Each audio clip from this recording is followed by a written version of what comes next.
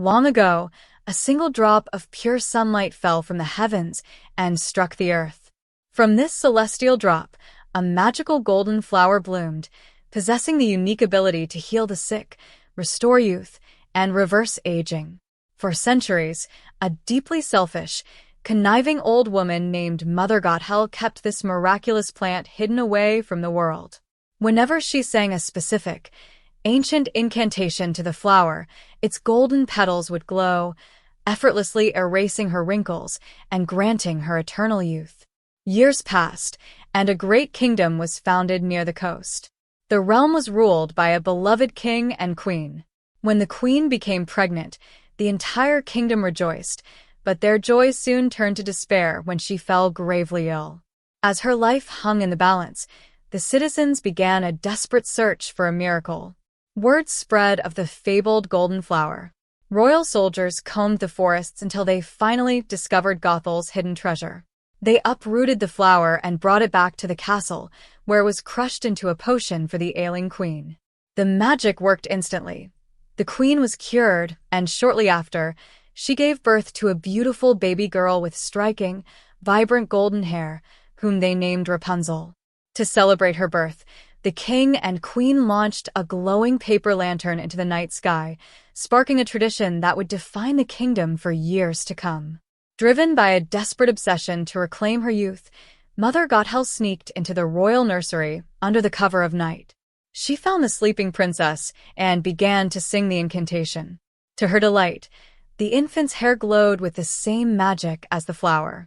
Hoping to take just a piece of the magic, Gothel snipped a single lock of the golden hair. Instantly, the severed strand turned dark brown and withered, losing all of its supernatural power. Realizing that she could not simply harvest the hair, Gothel made a horrific decision. She kidnapped the baby princess right from her cradle, vanishing into the night. Gothel raised Rapunzel deep within a secluded forest, confining her to a colossal, hidden tower with no doors or stairs. She raised the girl as her own daughter, instilling in her a deep, paralyzing fear of the outside world by constantly insisting that it was full of malicious, selfish people who would want to steal her magic. Rapunzel's hair was never allowed to be cut, and over 18 years, it grew to an astonishing 70 feet in length. Despite her isolation, Rapunzel grew into a spirited, creative young woman, keeping herself company with her artistic talents and her loyal, protective pet chameleon, Pascal. She spent her days cleaning, cooking, and using her hair as a makeshift harness to swing across the rafters so she could paint elaborate murals on the tower walls. Yet, every single year on her birthday, Rapunzel would look out her window and watch in awe as thousands of floating lights filled the night sky. She didn't know that these lanterns were released by her grieving parents and the kingdom to guide their lost princess home.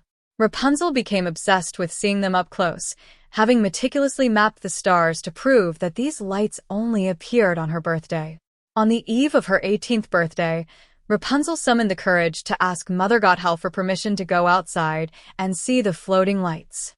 Gothel fiercely rejected the request, locking the windows and singing a manipulative, patronizing song outlining all the dangers of the world.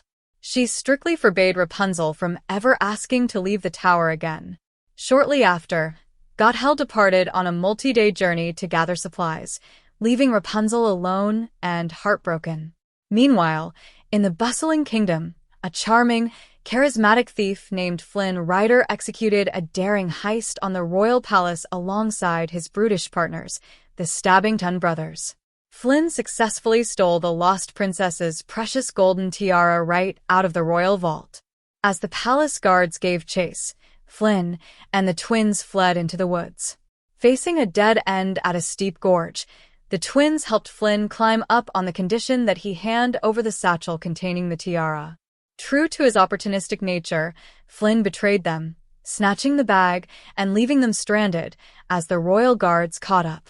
Flynn's escape was suddenly interrupted by Maximus, the fiercely determined, highly intelligent captain's horse of the royal guard.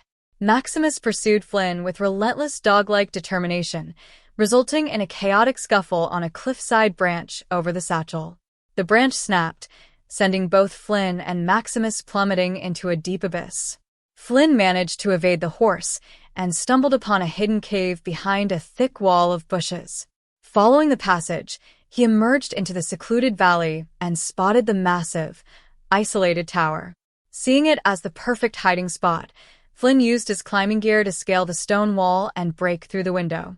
Inside the quiet tower, Rapunzel was startled by the intruder. Reacting entirely on instinct, she knocked Flynn unconscious with a heavy iron frying pan. Intrigued and terrified by this strange creature, the first human she had ever seen besides her mother, she inspected him, amazed by his appearance. When he began to stir, she panicked and knocked him out a second time, dragging his limp body into a closet and securing it with a chair. Exploring his satchel, Rapunzel discovered the royal tiara. Unaware of its significance, she placed it on her head, marveling at how perfectly it seemed to fit. When Gothel briefly returned outside to fetch something, Rapunzel tried to use the captured intruder as proof that she was capable of defending herself in the outside world. However, Gothel cut her off with an angry outburst, shouting that Rapunzel would never leave the tower under any circumstances. Realizing her mother would never understand, Rapunzel changed her strategy. She asked Gothel for a special paint made from crushed seashells, a journey that would take 3 days to complete. Relieved to change the subject, Gothel agreed and departed once more. With her mother gone, Rapunzel confronted the tied-up thief. After Pascal woke Flynn up by sticking his tongue in his ear, Flynn tried to use his smooth-talking charm to negotiate his release, but Rapunzel remained firm. She made him a deal. She had hidden his precious satchel, and she would only return it if he acted as her guide to see the floating lights and escorted her safely back to the tower. Though terrified of being caught by the guards, Flynn realized he had no choice if he wanted his treasure back, and he reluctantly agreed to her terms. Using her massive lengths of golden hair as a rope, Rapunzel lowered herself to the ground. For the very first time in her life, her bare feet touched the soft green grass and the cool waters of a running stream. She experienced a wild whirlwind of emotions, swinging erratically between ecstatic joy over her newfound freedom and crushing guilt that she was betraying her mother's trust. Flynn tried to exploit this guilt to convince her to go back home, but Rapunzel pushed through her fears and insisted they press onward. While they journeyed through the forest, Mother Gothel crossed paths with Maximus, who was tracking Flynn's scent. Sensing that something was terribly wrong, Gothel rushed back to the tower. She called out for Rapunzel, but received only silence. Panicking, she entered through a secret passage and searched the empty bedroom. There, she discovered the hidden royal tiara and a wanted poster featuring Flynn Rider's face. Realizing her captive prize had escaped with a notorious thief, Gothel set out into the woods, consumed by rage. Hoping to scare Rapunzel into returning to her tower, Flynn took her to the Snuggly Duckling, a notorious tavern packed to the brim with fierce, heavily armed bandits and thugs. The plan backfired when the thugs immediately recognized Flynn from his wanted posters and began fighting over who would claim his hefty bounty. Desperate to save her guide, Rapunzel used her hair to swing into the fray and pleaded with the rough men to show mercy, asking if any of them had ever had a dream. To Flynn's utter amazement, the tough exterior of the bandits melted away. A hook-handed thug admitted his dream was to be a concert pianist, and the entire tavern erupted into a boisterous, heartwarming song about their hidden passions and artistic dreams. Watching from the shadows, Mother Gothel observed the scene with calculating eyes. The fun was cut short when the royal guards, led by Maximus, burst into the tavern looking for Flynn. One of the sympathetic bandits, an old drunkard named Shorty, helped Flynn and Rapunzel escape through a secret underground tunnel beneath the bar. Maximus quickly sniffed out their trail, while the Stabbington brothers, having escaped custody, followed close behind. Gothel intercepted the twins outside, offering them a sinister alliance. She would give them the valuable tiara and a chance for revenge against Flynn if they helped her retrieve Rapunzel. Inside the dark, twisting tunnels of an old mining system, Flynn and Rapunzel found themselves cornered by guards on one side and the vengeful Stabbington brothers on the other. A chaotic battle ensued along a wooden scaffolding. Flynn defended them using a frying pan he had swiped from the tavern, engaging in a ridiculous duel with Maximus, who wielded a sword in his teeth. As the wooden structures collapsed, Rapunzel used her hair to lasso rocks and swing them to safety, but they ultimately found themselves trapped inside a low cave just as a nearby wooden dam collapsed. A massive torrent of water flooded the cavern, trapping them beneath a pile of heavy rocks in total, suffocating darkness. As the water level rapidly rose to the ceiling, Flynn desperately clawed at the stones until his fingers bled. Realizing they were about to drown, they accepted their fate. Flynn confessed that his real name was actually Eugene Fitzherbert, while Rapunzel confessed that her hair glowed when she sang. The realization hit her like a bolt of lightning. Rapunzel quickly began to sing her magical incantation. Her entire 70 feet of hair illuminated the dark water like an underwater lantern, allowing Eugene to see a gap in the rocks. Working together, they cleared the blockage and burst through to the surface of a nearby riverbank, gasping for air. Safely resting in the forest, Eugene looked at Rapunzel with newfound respect and awe. When she noticed his hand was deeply cut, she wrapped her magical glowing hair around the wound and sang her song, completely healing his flesh before his eyes. Stunned, Eugene asked about the nature of her power. Rapunzel explained the tragic reality of her life, that if her hair is cut, it turns brown and loses its power forever, which is why she had been kept hidden away. Moved by her vulnerability, Eugene shared his own past, revealing that he was an orphan who grew up pretending to be a dashing book character named Flynn Rider to escape his lonely reality. Later that night, while Eugene went to gather firewood, Mother Gothel secretly stepped out from the fog to confront Rapunzel. She tried to convince the girl that Eugene didn't care about her and was only using her to get his tiara back. To prove her point, Gothel shoved the satchel with the crown into Rapunzel's hands, challenging her to give it to him and see if he stays. Defiant, Rapunzel refused to believe her mother and hid the satchel, prompting Gothel to vanish back into the darkness to execute her backup plan with the twins. The next morning, Maximus tracked Eugene down. Just as the horse was about to drag the sleeping thief away, Rapunzel intervened. She gently befriended the stubborn horse, treating him like a well-behaved dog and asking him to call a truce for just one day so she could enjoy her birthday. Charmed by her kindness, Maximus reluctantly agreed to a temporary peace. The trio finally arrived at the magnificent island kingdom. Rapunzel was overwhelmed by the sights, sounds, and crowds of people. Her massive hair proved difficult to manage in the bustling streets until a group of local children playfully braided it into a thick, manageable plait adorned with fresh wildflowers. Rapunzel spent the day dancing with the villagers, eating local food, and exploring the kingdom. During her tour, she paused before a massive royal mural depicting the king, queen, and their lost infant princess, who possessed striking green eyes.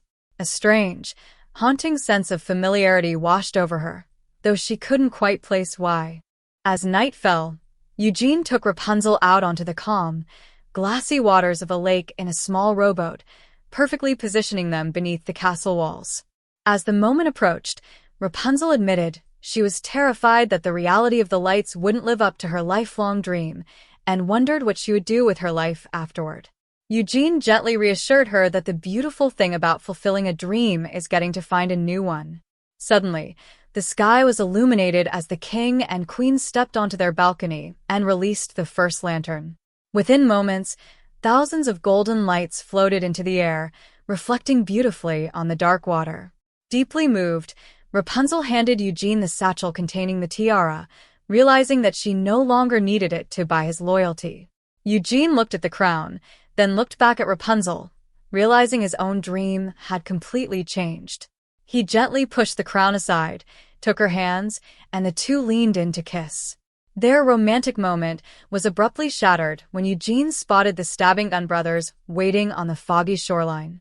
Wanting to settle the score once and for all, Eugene rowed to the shore, took the satchel, and told Rapunzel to wait for him while he handled it. He confronted the twins and handed them the tiara, but the brothers revealed they didn't care about the jewels anymore. Gothel had told them about the magical girl. They knocked Eugene unconscious, tied him to the helm of a sailboat, and set it adrift toward the palace guards with the tiara in his lap, making it look like he was fleeing with the treasure. Back on the shore, Rapunzel waited anxiously until the stabbing gun twins stepped out of the fog, spinning a lie that Eugene had abandoned her to flee with the crown. Heartbroken and in shock, Rapunzel tried to run, but her braided hair snagged tightly on a tree branch. As the twins closed in to kidnap her, Mother Gothel staged a heroic rescue, knocking the brothers out from behind. Gothel wrapped a blanket around the sobbing, devastated princess, comforting her and leading her back into the forest, completely unaware that the entire scenario had been a cruel trap. Eugene awoke tied to a chair inside the castle dungeon, facing execution for his crimes. Desperate to save Rapunzel, he pleaded with the guards, but his cries fell on deaf ears. However, the colorful bandits from the Snuggly Duckling had orchestrated a massive, synchronized prison break. With the help of the hook-handed pianist, a mime who distracted the guards, and Maximus acting as the getaway ride, Eugene was broke out of the castle walls in an explosion of chaotic energy, riding furiously back toward the hidden tower. Back in her old bedroom, Rapunzel lay despondent on her bed, staring listlessly at the walls. As she looked up at the ceiling, her eyes focused on the decorative sun symbols she had painted into her murals over the years. Suddenly, memories flooded her mind. She remembered the royal crest of the kingdom, the faces of the king and queen, and the cradle from her infancy. The truth hit her with stunning clarity. She was the lost princess. Rapunzel confronted Gothel, refusing to ever let her use her hair again and declaring that she knew who she really was. Gothel's maternal facade completely shattered, exposing her cold, abusive nature. She pinned Rapunzel down and bound her in heavy chains, gagging her to prevent her from singing. Eugene arrived at the base of the tower and called out for Rapunzel to let down her hair. The golden locks cascaded down the stone wall, and Eugene eagerly climbed up through the window. The moment he stepped inside, Mother Gothel ambushed him from the shadows, plunging a sharp dagger deep into his side. Eugene collapsed to the floor, bleeding profusely. Gothel dragged the chained Rapunzel toward the secret exit, but the princess fought back with ferocious strength. She made a desperate vow to Gothel. If she allowed her to use her magic to heal Eugene's mortal wound, she would submit entirely, go quietly, and never try to escape or fight back for the rest of her life. Knowing Rapunzel never broke a promise, Gothel accepted the terms and unchained her. Rapunzel rushed to Eugene's side, weeping as she prepared to sing the incantation. Eugene, growling in pain, begged her not to do it, knowing that saving him would mean condemning her to a lifetime of horrific slavery. Rapunzel hushed him, promising everything would be all right.